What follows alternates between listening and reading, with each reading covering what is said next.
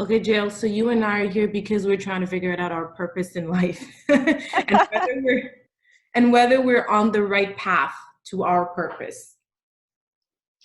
Hopefully, a lot of people can relate. Anyway, so two Yeah. women talking about purpose.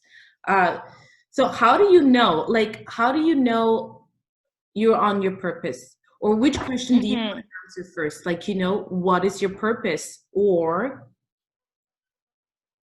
what is this thing that people keep talking about purpose? Purpose. Yeah. So I think the purpose for me is the why in anything, why I do something.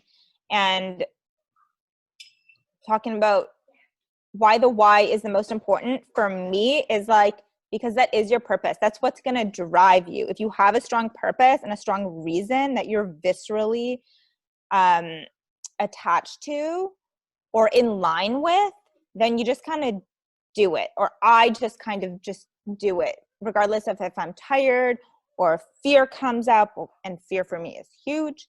Um, but now I have tools to go beyond my fear from a higher level of consciousness because So, I recognize it and I move through it. But sorry, to answer your question, it's a body feeling in me. Because I'm clear on what I want to do now, not the things that I'm going to do in my life, but what I want to achieve yeah. and why.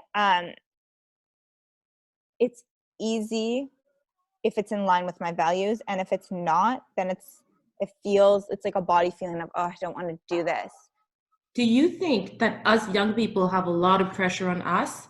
Because Oh, since I was a kid, I've always had this like my parents, this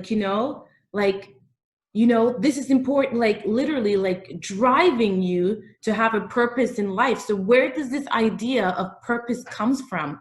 Is it our own choosing or is it the choosing of our peers and our family and the education system? And like, oh. are we pressuring ourselves with this? We need to know our purpose. Um, What do you think? Absolutely. There's a How do you lot of think? pressure. I actually had a conversation this morning, and with all of this going on, my dad said, well, what do you want to do with your life? And I'm like, "Ugh, that's a loaded question, Dad." And then I started thinking, and I've been thinking about this for so long. I know I want to touch, move, and inspire humanity. And I want to show them that we're all the same in our humanity, and like to lead with love instead of fear or like anxiety of I need to be the best, whatever. Like, why do you need to be the best? What is the best? What is success? So I absolutely think there is so much outside pressure. And I think for the first time I told my dad just exactly what I thought, and it was like, probably, so I'm like, it's not mainstream, because he basically asked if I want to go back to school, and I do, for holistic nutrition and healing. And I was looking into one specific program that talks about the mind, which is exactly what I've like been looking for, being more important than like the actual nutrition aspect. Um, and they are so intertwined. And I'm just like, I was thinking, oh, I could go back to university, I could get my master's, but like, for me, it's a visceral feeling of, I don't want to do something that isn't in line with who I want to be. And that vision of like helping humanity. This is why I wanted to become an actor. And this is also part of the reason that I'm doing this, because like, I want to help people have clarity on their life, and and give them tools that have helped me and help me on a daily basis of of working through emotional issues, traumas, and seeing things differently from a different level, which is a much more emotionally healthy experience of life and what I'm doing. But I think there's both. I think there's those of us who follow what their family wants to do, or wants them to do, and teachers want them to do, their parents, their friends. And then I think there's those who pursue really what they believe in. And like, from seeing this over the last however many years since I graduated high school, those people who I saw follow what their families wanted them to do are very, very unhappy. Maybe they're more stable, but most of them are very, very unhappy. And those who followed what they truly wanted, what they were passionate about, which sometimes is what their family was supportive of, it just like depends on the family, they're the ones truly like joyfully living life, because I think they consciously made that decision because it's in line with who they want to be. So Yes. how did you like separate, like how did you figure out in your young life, because I know that when we're young our parents like literally like programming us for us to like take the path that they think is like right for us and stuff like that. So how did you as a young woman like came to the realization that, you know, to be able to separate what you think your parents wants you to do and what like your heart's calling you to? How were you able to like to um to escape that and follow your path, Yeah. which a lot of people think, you know, which a lot of parents are afraid of, like to follow the arts because they call it what Oh the yeah. starving, what Starving artists. the starving Yeah. artist, you know. So how Yeah. did you like deviate from like loving your parents, you know, wanting to please them, and then to like really standing your ground? Like what was that journey like? Yeah, it's a constant thing. I decided to turn down Ivy Business School, which is one of the probably the top business school in Canada. I love math. I love calculus. I like business for me. Like going to business school would have been like, okay, I'm good at this, whatever. And You but rejected Ivy League Business School? it Ivy in London, Ontario. Wow. It's the Ivy Business School. It's at Western. Um, it wasn't easy for sure. Had a lot of turmoil with my parents, but during that time, but um, I, for me, every significant decision I've made that led me to the path that I'm on has been because of a major injury. That one was figure skating. I couldn't skate anymore. I lost my creative outlet. I worked in an office for a bit trying to figure out what I wanted to do. And then that was the following year that I got into Western. Um, and I was just like, when I lost skating, I'm like, I've always wanted to be an actor since I was 2. But when I lost skating, it was like, whoa, I just lost all my creative like outlet. Like, and the working in the office aspect, which lasted like a month and a half, I think, I was so unhappy and I wanted like, not actually, and I shouldn't joke about this, but like I was like, I'm gonna commit suicide if this is the rest of my life. It wasn't quite to that point, but it was like, whoa, I can't do this. Like I was so depressed. And so I decided to become an actor and told my dad, and he wasn't happy, and he's like, get out of my house. So yeah, I decided, okay, I'm going to go to business school, but not that business school. I went to Haskayne in Calgary, and I studied acting full-time on the side. And then somehow I made it to New York to study for 2 years. And then again, like a few years ago, after I'd moved to Vancouver, after I graduated from the neighborhood playhouse, I got really injured. I broke my arm and was like looking at the last 3 years, because once I got here, I wasn't really pursuing what I wanted to pursue. I was living in fear, like hustling at serving jobs, 3 serving jobs at one time. And it was like the 4th time I'd gotten injured that summer. And I was like, oh, is this like the universe telling me something? Which I learned in retrospect. And that was like the most auditions I probably ever had, callbacks I've ever had, when I was injured. And then I started to reassess, whoa, what am I doing? And then again, when it healed, I got into the same pattern. And then something fell into my lap, meditation, a course that I was gifted. I was totally not into at the time, but it changed my life and it's given me like so much clarity on things I want to pursue. And who now I'm seeing there's more than one option of like, it's like who I want to be and what I want to provide to the world. What value can I add to the world? How can I help people move through their traumas like I've learned to move through mine? And trust me, I've tried therapy. I've tried everything in the book. It was really only the energy transmutation, I think, is what it's called, through meditation and journaling together that really helped me. And it was not easy. I love meditating now. When I started, I hated it. I got through like all my meditations for like an hour. I'm like, this sucks. And then I was so tired after. And now I'm like, oh, it's like this blissful feeling, and then having clarity, and then ideas just come to me, and I'm clear on like what I want to do and what it's just even the smallest decisions, like, should I go to this or should I not go to this?